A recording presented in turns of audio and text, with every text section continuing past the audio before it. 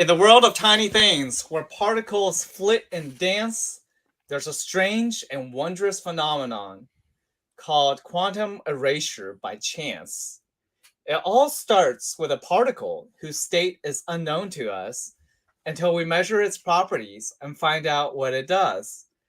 But in the quantum world, things aren't so simple and plain, for measuring a particle's state can alter it in ways arcane. If we send a pair of particles entangled in a special way, and then measure just one of them, the other will sway. Its state will change too, as if it knew what we did. And what's truly perplexing is what happens next, amid. If we erase the information we learned from that first measure, the second particle's state reverts to a strange new treasure. It seems as if the particle knew what we planned to do and chose the state accordingly in a way that's strange and new. This is quantum erasure, a phenomenon quite profound. It shows us that in the quantum world, the rules of reality are unsound. All right, that was a poem written by not me. It's actually written by the chat GPT, where I basically posed write a poem on quantum erasure or eraser, and this is what I came up with, which wasn't terrible. So yeah, okay, except that, well, we're going to have a conversation. all right, so the disembodied voice in the background for everybody is well, we're going to bring him on soon. But first of all, what are you actually listening to, right? I mean, we were unfortunately not available last week since I had to work late at night and just messed up my schedule. But in any case, back this week. This is episode 170, SG2 on Space, the only weekly space show. You can find us on www.facebook.com/The Shen Show. Or naturally, nowadays, it's also available on YouTube. So this is actually the second episode this year. This is 2023. If you're watching it live, that we're doing it on YouTube. So with that, I also have to say, definitely support the show, www.patreon.com/SG2 on Space. And thank you to Kyle Baker and Sam Welsh for supporting monetarily. And Atum Ra, I always thank him since he was the producer for the show for the entirety of before the start of this year, the last like 2023 and 2022. He was played an immense amount of work in terms of helping produce the show. So with that, let me not keep blabbing on. Let's bring this guy, shall we? Shall we bring? Hey, Shen. Damn it, messed up again. This way. Nice. It goes this way. I know. I just like, let's see, to point to the left or to the right. Right. People need to understand we can see ourselves, but it's reversed relative to the way we usually, when we look in the mirror, we see ourselves, and so we have. You get it. You understand. I get it. All right. So the audience should get it that I'm not trying to I should be weird. Anyway, yeah.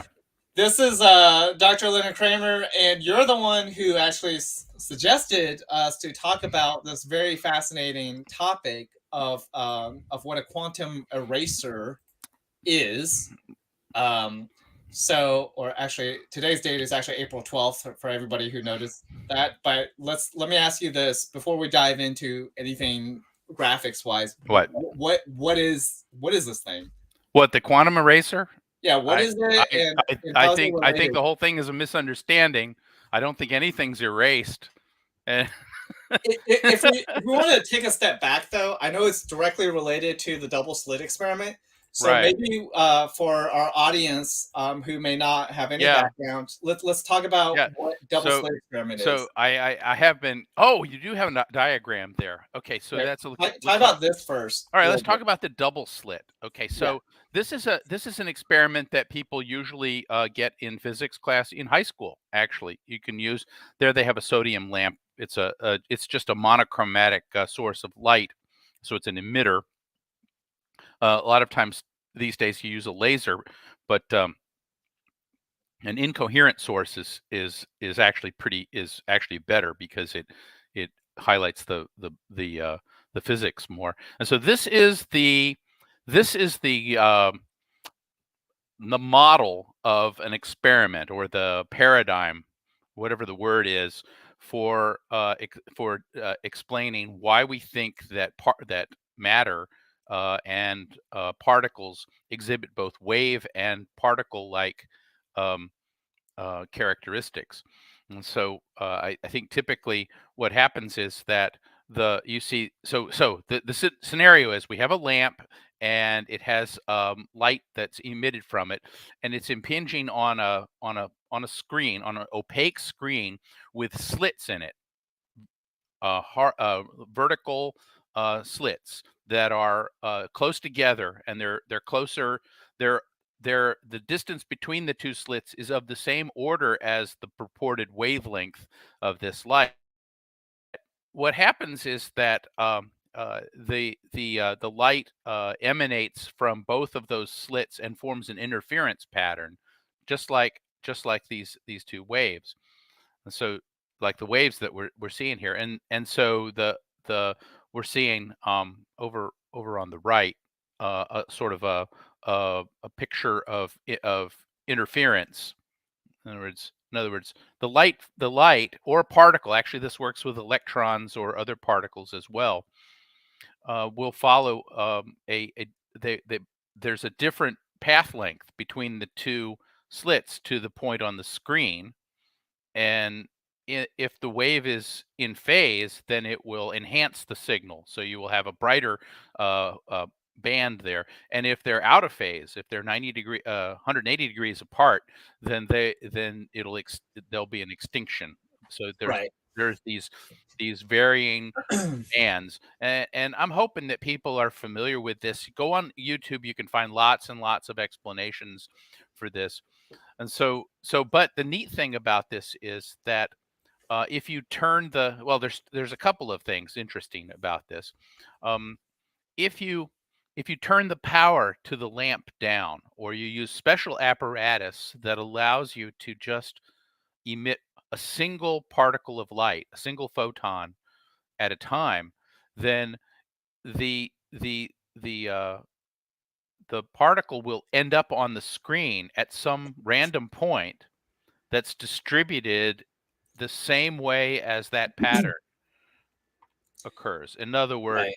In other words, if you were to shoot one particle at a At time, a and time. we're able to do this. We have apparatus that allows us to do it. If you let one particle at a time go through Mm-hmm. with no other particles of this light around, it will gradually build up the pattern. So you can imagine that each particle of light scatters off of the two slits, and it ends up on the screen and makes a mark like a paintball, Mm-hmm. right? And so all the paintballs will all build up to make this pattern. And so that's very interesting. I actually Let me tell a story about this. When I was undergraduate, Mm-hmm. in and taking physics, we did this experiment, and it was with I remember it was with a sodium light, and I tried to, and so my impression about it, my understanding was flawed, because I thought that what was happening was that there were wave fronts that were being emitted from the two slits, right? And they were propagating outward, much like the way we see the intuition you have from the diagram that's in the center there. So the wave fronts would interfere, and I raised the question. I said, well, wouldn't that require that all of the waves? Because I thought that the particles all were interfering with each other. And I asked this question of the RA, the teaching assistant, the TA. Yeah. We call it a TA. And I Right. asked him about that, and then he said, "Well, they're coherent. It's a coherent source." And I said, "No, that would mean that a different part of the of the light was being emitted from different parts of the filament.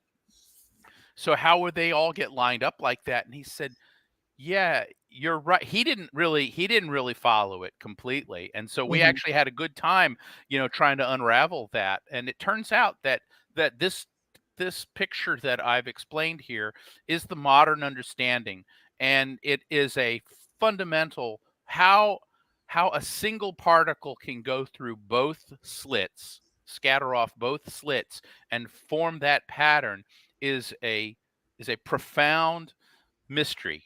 That I'm trying to understand. So like S1, S2. So so let's say you shoot one photon, right? yeah, And then it will land somewhere on the screen, but you shoot a lot. You shoot one photon after another, after another, after another, and it doesn't and matter how slowly you do it. that's right. It will It's build up this that pattern, pattern. which is crazy because it somehow So what knows. Yeah. one of the things that you don't hear from physicists, people who try to popularize this, is the word random very much. I don't know why that but the fact of the matter is that if one particle goes through there, it will end up at a random point Hmm. on the screen, but not utterly random, because it's like it follows a probability. Right. So there's the highest probability is dead center, and then there's a less probability, and then increasing probability, and decreasing and so on. And that's actually sort of shown in as a cartoon, as that wiggly line, that sinusoidal line intensity, that's overall all the way on the right. But I just want to repeat it one more time, because Hmm. it's like, if you shoot one photon, one paintball through Hmm. there, it will build up this pattern. It will land randomly on the screen somewhere, but it will be influenced by the probability that's indicated by the intensity fraction. In particular, the places where the intensity is null, Hmm. you can rule out the possibility that the particle will not land there.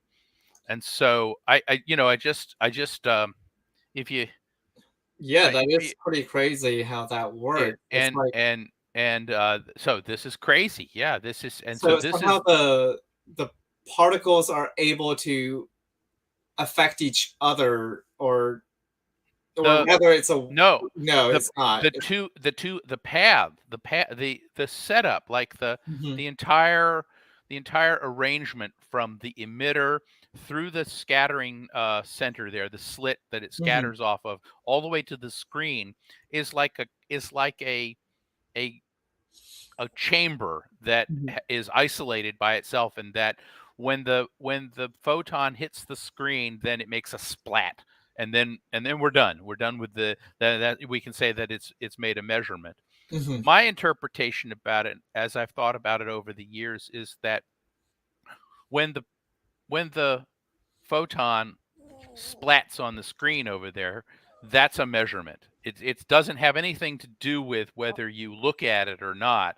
It has to do with whether the this this I don't know exactly how to this combination of paths and everything mhm, all together working, the two slits and the screen uh, coming together and then losing coherence. So everything is coherent. So you can mhm. have some interference, as long as nothing is in the way.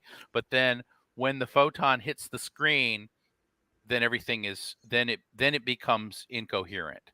So Right.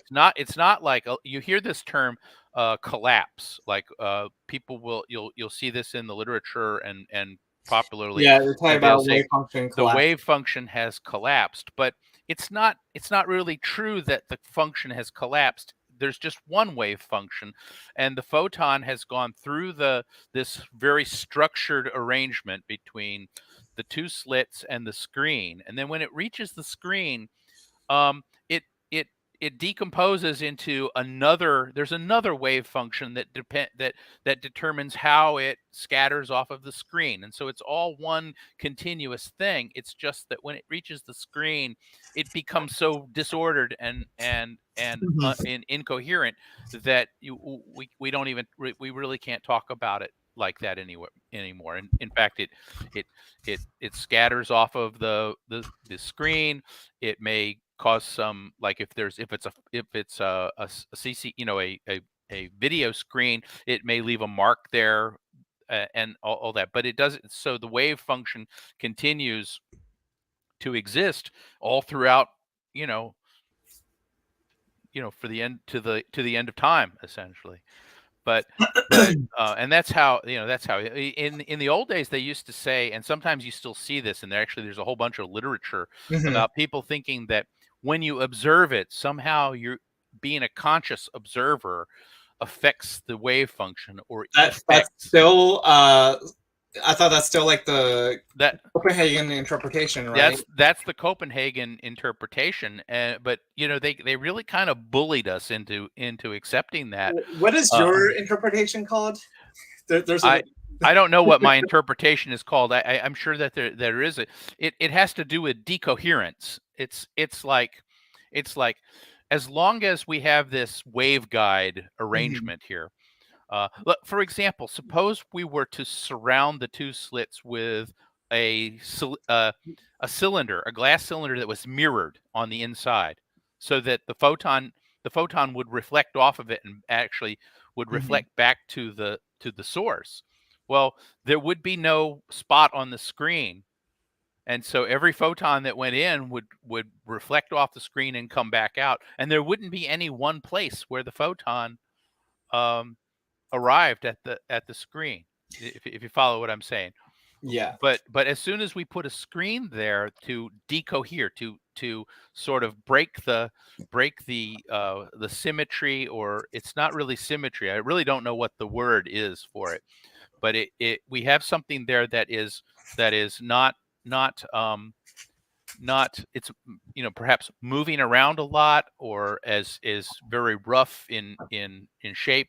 Then it will absorb that Right. photon, and then it becomes part of another wave function that Yeah. all of the particles that emanate from the Now photon. we So can definitely talk about the interpretation of what we're seeing, but I do want to talk about the main topic today, which is something you brought up on a right. more complicated setup. Yeah, and so What is this?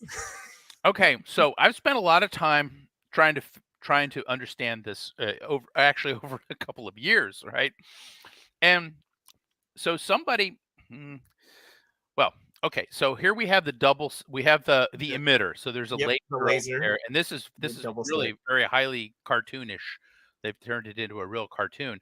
And I there's the mhm, double slit is that black line that's next to the laser. The blue rectangle is the emitter. And then there's two slits that are very close together, and if you were to allow that to go through to a screen, it would produce a double slit um, uh, distribution, as we just right. discussed. But what they've done here is they've taken a kind of clear crystal that has the property that it will it will break the photons into two um, into the photon will interacts with this crystal and creates two photons that are correlated, or I should say entangled. Mhm. So so we're talking about both interference and entanglement. And this diagram here, the people who developed it, they showed two paths. One is red and one is blue. That's not the color of the light. That's just meant to designate the two paths. And so when you bring them back together again, that the let's see, I guess D0 is the is a lens, or that maybe that's the I see. Yeah, D0 is the screen that we were just talking about.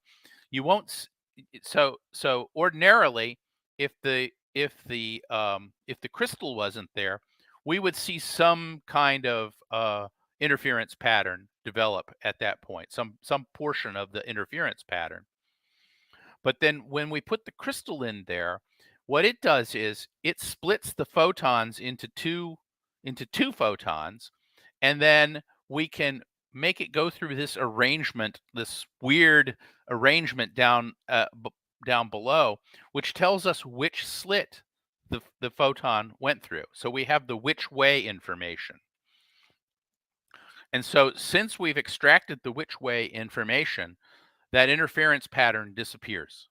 In other words, being able to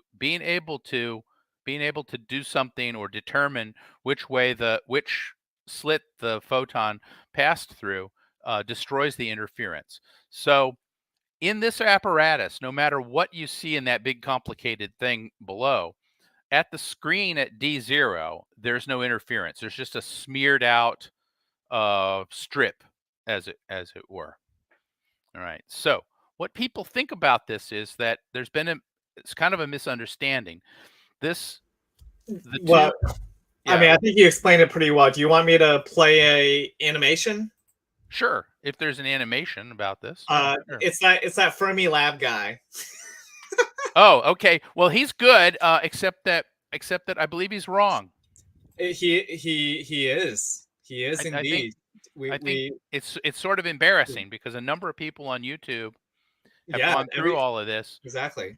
Here, let me see if tell me if you hear. Clarify what I'm talking about. You hear this? We then add two detectors called A and B, which measure not the photon hitting the screen, but rather which slit the photon goes through by measuring the cousin photon, which never hits the screen. If A and B are turned off, you see a wave pattern. That kind of makes sense. But if A and B are on and you look to see which slit the photon went through, you get a particle pattern. Okay, here's the first mind blower. Suppose you make the cables going to A and B very long, so the photon hits the screen before you can measure its cousin in A and B.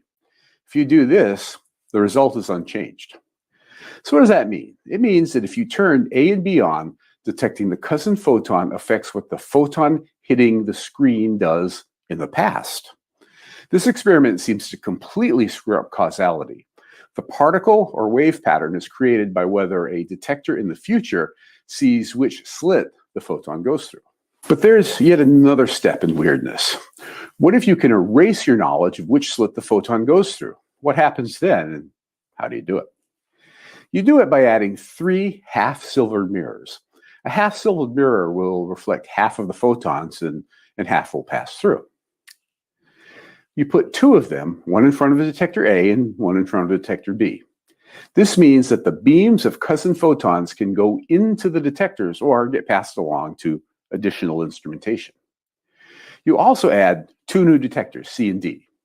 These are farther away from the screen than the A and B guys. You place mirrors in front of the beams of cousin photons, leading into a single half-silvered mirror. That means that the photons from A can either be reflected into detector C or pass through the mirror to detector D. Conversely, the cousin photons from B can either be reflected into D or pass through the mirror to detector C. You can see it in the red and yellow paths. C and D can see yellow or red. The bottom line is whether you see a cousin photon from detector C or D, you don't know which slit the photon went through. The addition of C and D completely erases the knowledge that A and B give you. So what happens if you turn off detectors A and B and look at only C and D? Since the detectors don't tell you which slit the photon went through, it once again acts like a wave. But C and D are a little offset, so you see the interference pattern only when you look at C and D separately. Furthermore, if the cables to C and D are long enough, the photons hitting the screen long before the cousin particles hit C and or D. So what I'm saying is the following. If you use A and B in the original experiment, you get a particle pattern.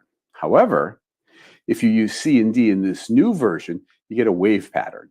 And detection in A, B, C, and D all happen after the interference or particle pattern is created. This bizarreness implies that in the quantum world, both location and time don't act like they do in our familiar world. Quantum mechanics can be considered non-local because of the cousin photons and non-temporal because the detection somehow changes the past. Now, the most important thing to state is that these are experimental results. You can discuss what they mean, but you can't deny that this is how the quantum world works. That's kind of good enough. Any chance of being wrong. This is. All right. Yeah. Enough of that guy talking, because he's wrong. No, that's what it is. It's Lincoln Land. There's a number of other people. So not just him. But so yes. what he's not telling you, or what he doesn't know, is that those two distributions, the original screen, the screen where the pattern is appearing, is filled with just, there's no interference pattern, and you're led to believe, or he may understand, that if you choose detector, I forgot the detector A or detector B, or was it D and C? Right. Detector D, E, and D. No, wait, It's B. one of See, those. if you were to I mean, if there's you so were to many, right? choose detector C or detector D, that it would create the interference pattern. But that's not what happens. What is interesting about this is that collecting, it's a selection effect. Collecting the events, there's two photons that are going through. One photon reaches the screen and contributes to just that blurry interference pattern, and the other photon goes through the apparatus, gets scattered around, and then recombined, and then comes out at either D or C, right? And so those two photons are entangled. So they both, yeah, they're okay. Yeah. So Much better. what he's not telling you is that you're only collecting the photons that appear at, for example, I've lost track of the D, at either D1 Right. or D2. Exactly. Okay. So the interference pattern seen is because you are selectively choosing that data. That's right. You're collecting the photons that arrive at D2, Right. and then simultaneously collecting the photons that arrive at D0. Right. Right. So really, you're like, there's no weirdness going. I mean, the only weirdness is still the double slit part. That is really kind of the strange. original double slit part is still weird there, but and so if you combine them both together, then you just get the smeared Yeah, out definitely. smeared out wave function. And so it's like, one of the YouTubers, said something like, well, there's the wave, the distribution at D0 at the screen is just a smear, right? It's just, there's no interference seen at D0, and Right. whatever else happens, that doesn't change. But if you're able to select the photons that arrive at D2 are entangled with the photons, with the conjugate, and so that collection will have an interference pattern. And then the simultaneous or the similar collection of photon pairs that are represented by D2 will also have a interference pattern. But if you add them together, it's just you just get the smear back. So do you want to your favorite, one of your favorite people who talk about science, Sabine, actually debunks this, right? Haschenfelder. Okay. Yeah. Do you have? Yeah. Yeah, Cue of her course up. I do. Cue her Yeah, up. why not? She All right. actually gets it right. I think so. Yeah. Yeah. If you watch the other videos about this experiment on YouTube, they'll now go on to explain that this seems to imply that the choice of what you measure on the one side of the experiment decides what happened on the other side before you even made that choice. Because the photons must have known whether to interfere or not before you decided whether to erase the which way information. But this is clearly nonsense, because let's rewind this explanation to the beginning. Because of this which way information, the photons on the screen can't create an interference pattern. The photons on the screen can't create an interference pattern. Everything I told you after this is completely irrelevant. It doesn't matter at all what you do on the other side of the experiment. The photons on the screen will always create the same pattern, and it'll never be an interference pattern. Wait, didn't I just tell you that you do get an interference pattern if you use detectors D3 and D4? Indeed, but I've omitted a crucial part of the information which is missing in all those other YouTube videos. It's that those interference patterns are not the same. And if you add them, that's you what I get was trying to exactly say. the same as you get from detectors 1 and 2, namely these two overlapping blurry blobs. This is why it matters that you know the combined pattern of two single slits doesn't give you two separate blobs as they normally show you. What you actually do in the eraser experiment is that you sample the photon pairs in two groups, and you do that in two different ways. If you use detector 1 and 2, you sample them so that the entangled partners on the screen do not create an interference pattern for each detector separately. If you use detector 3 and 4, they each separately create an interference pattern, but together they don't. This means that the interference pattern really comes from selectively disregarding some of the particles. That this is possible has nothing to do with quantum mechanics. I could throw coins on the floor and then later decide to disregard some of those and create any kind of pattern.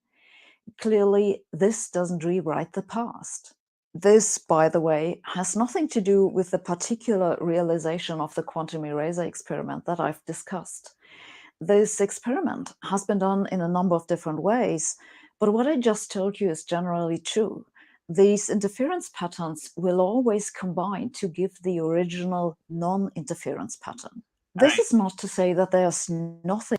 We are, so I Yeah. mean, I think she summarized that pretty well.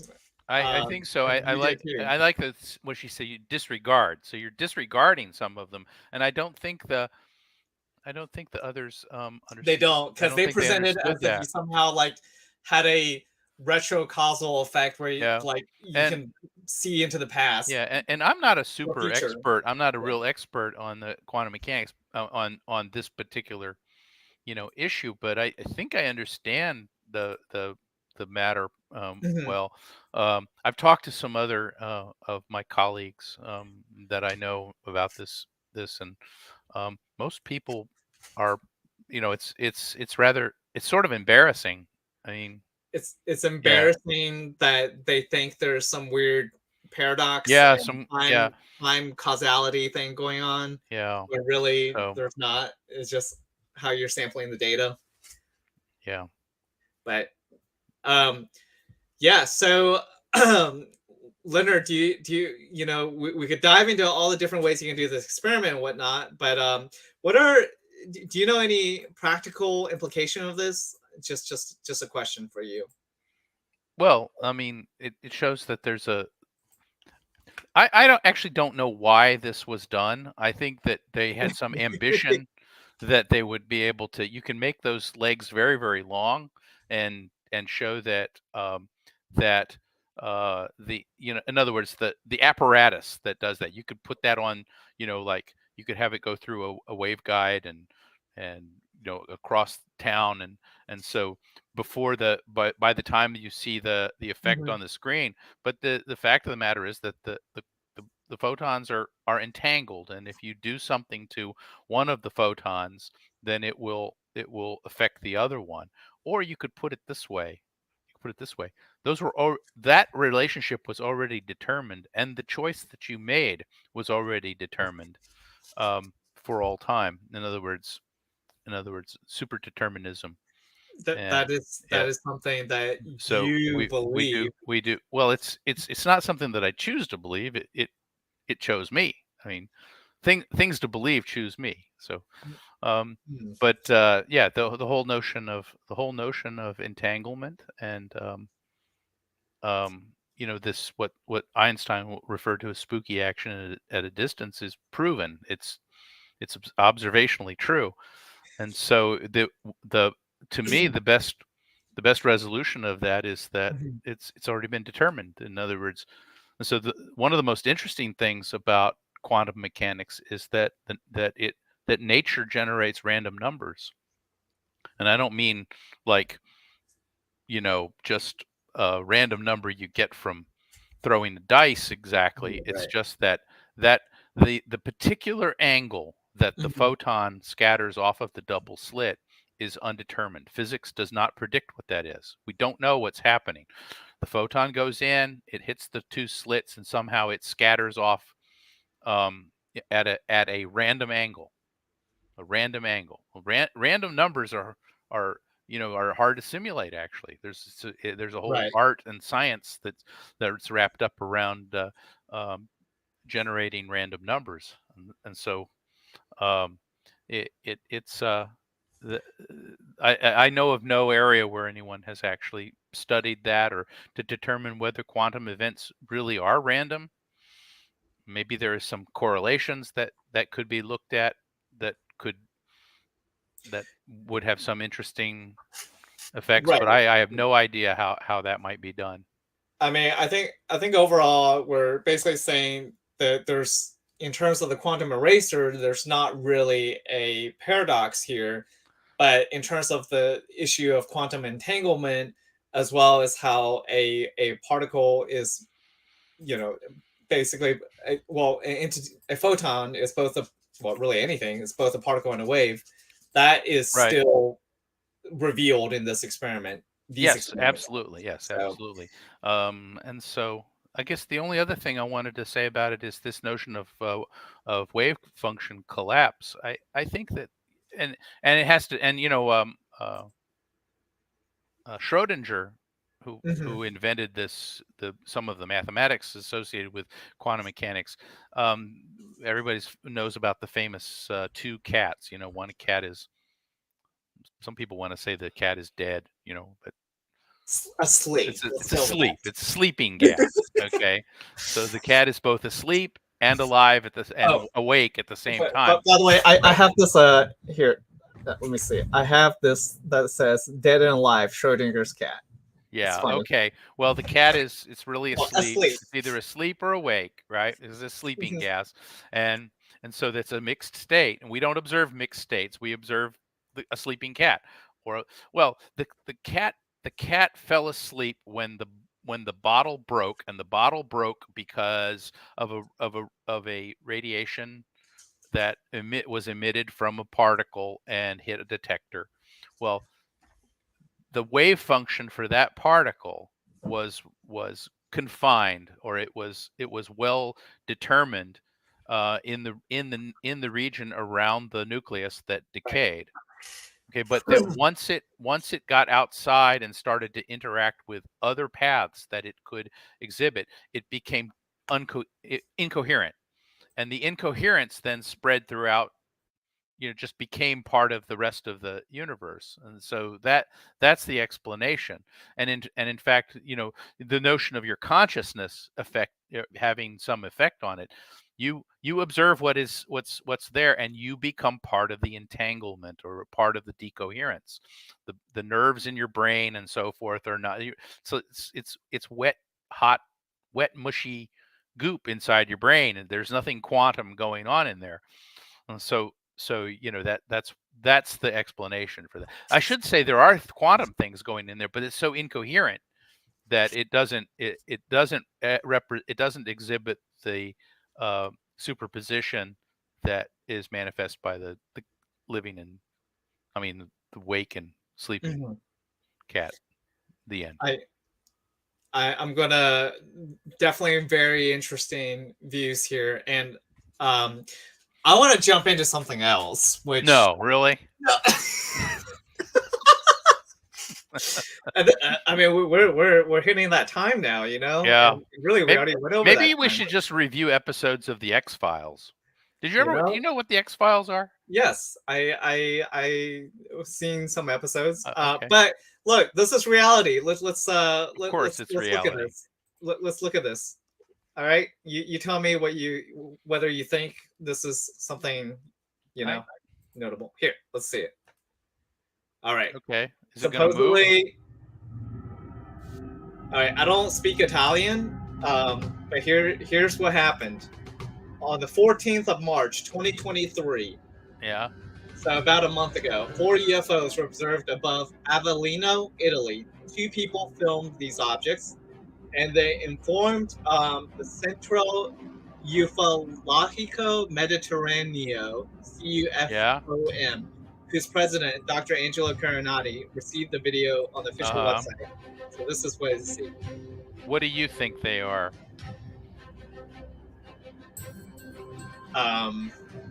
What do they look like to you?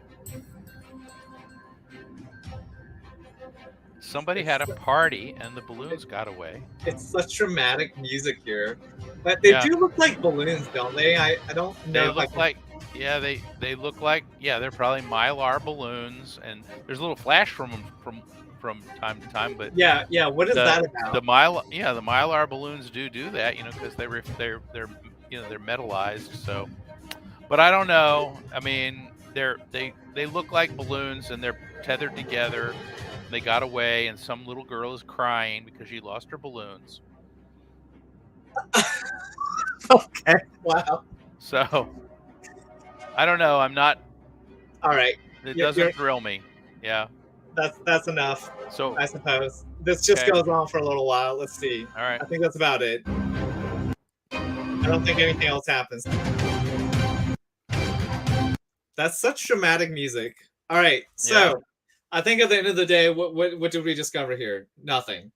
Yeah. At least Leonard is not convinced. I'm not. Yeah. I wish I could be more enthusiastic about it, or I have the will to believe. You Right. do? I do have the will. Yeah, I want to believe that, but I don't believe things because I want to believe them. I believe them because they make sense, or that it's reasonable. So it's not reasonable that those are UFOs. It's reasonable that they're balloons. It's Yeah. reasonable that they are balloons. Okay. Yeah, that's the most reasonable thing that I can think of without any other information, but I'm open. All right. So, and this is a part where I play some background music, unless you want to sing a song. No, I need to prepare. If you want me to sing a song, Really? some of my favorite songs, like What is? Just a Gigolo. Okay. You don't want me to sing that. No, I don't think. Louie. Oh my god. All right. Well, what is this thing? When I look up quantum like background, I get this weird like binaural beats thing. What is that about? Is that even anything? I don't know. I mean, people use quantum for everything, quantum stuff, I mean, here, quantum flea medicine. I think there's a quantum. I guess it's just a Yeah. word that people throw around. There we go. Quantum focus. 13 hertz, apparently. All right. So with that said, Okay. look up because you never know what you'll see. We will definitely be back next week. And Right. so SG2 on Space, the only weekly space show.